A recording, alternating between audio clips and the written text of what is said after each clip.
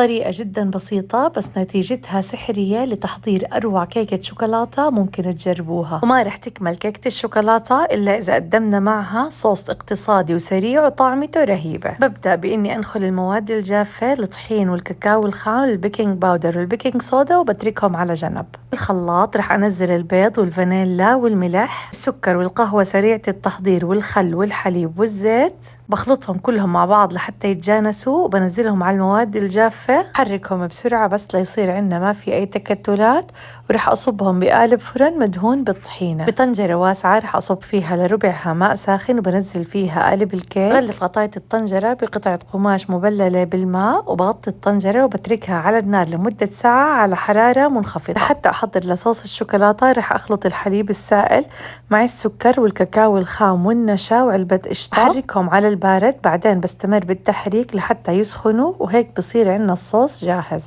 بضيفه مباشرة وهو ساخن للكيك، بتركهم شوي وبعدين بقطع الكيكة وبقدمها. أروع كيكة شوكولاتة ممكن تجربوها.